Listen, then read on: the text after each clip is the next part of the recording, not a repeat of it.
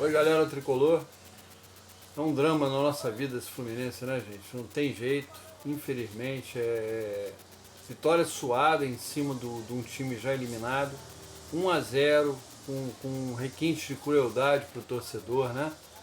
E, bom, primeiro eu peço a galera que se inscreva aqui no canal, quem gosta do canal, deixa um like. Eu sou o Ney do canal Fluminendel e vamos começar a falar do Fluminense, né? O Fluminense começou o jogo com algumas mudanças, né? O Germancano como titular e o Cauã no banco de reservas e o Gabriel Fuentes no lugar do Diogo Barbosa, que sentiu o tornozelo e não foi para o jogo. Então, gostei muito do Fuentes. O Cano a gente não pode falar porque quase não recebia a bola. Agora o Fuentes eu gostei muito, teve personalidade, foi para cima, não se omitiu no jogo, fez lançamentos para o Serna várias vezes, deixou umas 2 ou 3 vezes o Serna livre na esquerda.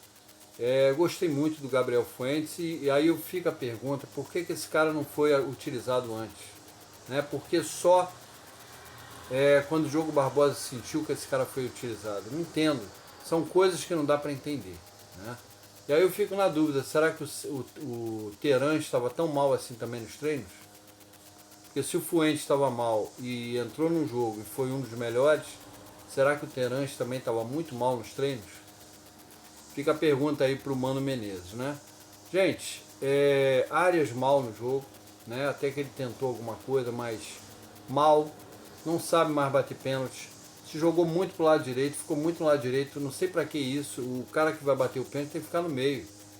Mesmo que ele seja destro, ele vai ter 2 opções do canto. Agora, ele se colocando daquela maneira, ele deu total condições do goleiro pegar o pênalti, né? Então, para mim, errou o Arias mais uma vez, mais um pênalti perdido no momento que a gente não pode perder pênalti, não pode desperdiçar nenhum pênalti, né? O Fluminense tentou contar com a sorte, mas a sorte não estava totalmente do seu lado. O Bragantino foi mais eficiente do que o Fluminense, foi lá na Arena da Baixada e venceu o fraco time do Atlético Paranaense por 2-1. Então, agora o negócio se inverteu. O Bragantino foi para 41 pontos, o Fluminense está com 43, só que tem um porém. O Fluminense joga com o Palmeiras no Allianz Parque, né? No campo do Palmeiras, na última rodada, e o Palmeiras ainda brigando pelo título. E o Bragantino joga em casa com o já rebaixado Criciúma, tá? Então, para o Fluminense, o empate do jogo Bragantino-Criciúma ou a vitória do Criciúma interessa. Se o Bragantino ganhar, o Fluminense vai ser obrigado a pelo menos empatar contra o Palmeiras, que aí ele ganharia do Bragantino no quesito vitórias, né? Então, situação muito ruim do Fluminense, muito ruim mesmo, mas já era esperado, né? O pessoal que fez contas aí, eu falei que os times que estão lá embaixo podem vencer fora de casa, eles não são igual ao Fluminense, eles vão lá e vencem mesmo.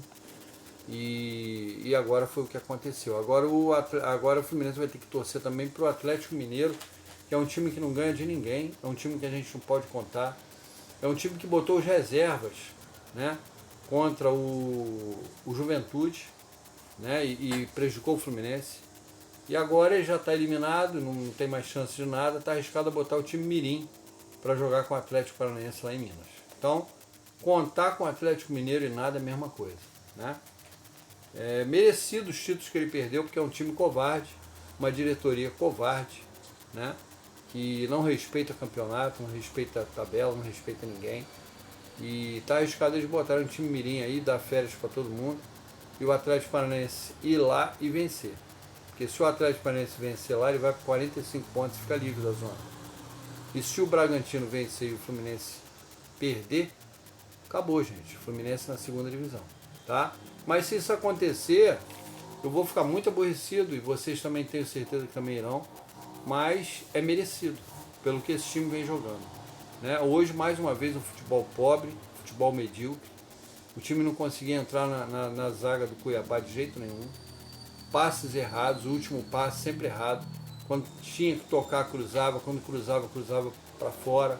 Ou então nos pés dos jogadores do Cuiabá.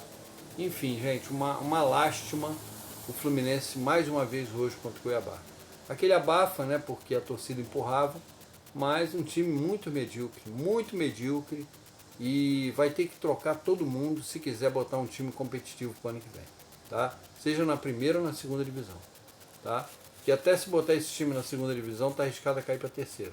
É um time muito medíocre, um time que não sabe fazer gol, né? Um time que não tem cacuete para fazer gol. É isso.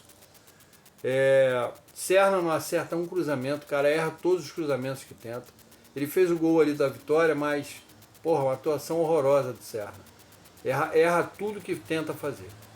Lima, um dos melhores do time, é o jogador que mais se entrega e foi nele o pênalti. Ele chuta gol também, coisa que os demais não fazem. Esse time é horrível, horrível. E se realmente for rebaixado, será por merecimento, como eu já falei. Precisa trocar todo mundo, desde o treinador e todos os jogadores do elenco, tá? Ou quase todos. O Mano fez substituições no segundo tempo, tirou o Martinelli e botou o Keno. Aos 14 minutos o Keno bateu forte de fora da área, o Walter deu rebote e o Serna fez Fluminense 1-0. Tá? Tomaram amarelo Bernal, Keno e Serna. Tomaram amarelo e o Bernal está fora do próximo jogo contra o Palmeiras. Tá? Aí o Mano mexeu no time, botou também tirou o Serna, botou o Renato Augusto, tirou o Cano, botou o Cauã Elias. Tirou Samuel Xavier, botou o Guga, né? E saiu aos 48, saiu o Arias, entrou o Isaac. O Fluminense jogou, galera, o suficiente para vencer. E venceu. Mas não foi o suficiente para se livrar com antecedência da zona de rebaixamento. O Bragantino venceu o Atlético Paranaense fora de casa e foi a 41 pontos. O Fluminense foi a 43. Tem 2 pontos de vantagem para o Bragantino. Sendo que o Bragantino pega o já rebaixado Criciúma em Bragança Paulista. E com a vitória chegará a 44 pontos. O Atlético Paranaense ficou 42 e joga com o Atlético Mineiro em crise, com o treinador interino em Belo Horizonte. Se o Furacão vencer, vai a 45 pontos. Se empatar e o Fluminense perder, ele se mantém, o Furacão se mantém na elite, porque tem mais saldo que o Fluminense. O Fluminense é um time que quase não faz gol.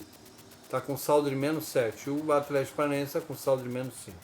Então, se os dois empatarem, vão empatar em vitória. E, aliás, o Furacão, se vencer, passa o Fluminense, fica com 12 vitórias. Então, o Atlético Paranaense se classifica com a vitória. A situação do Fluminense é a seguinte, galera.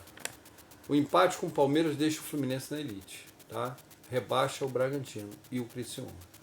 Se ele perder, ele vai ter que torcer contra vitórias do Bragantino e do Atlético Paranaense. Caso os dois vençam, ele desce para a segunda divisão. Tá? Os melhores do Fluminense hoje, para mim, foi Lima, Keno e o Fuentes. Foram os 3 melhores do Fluminense.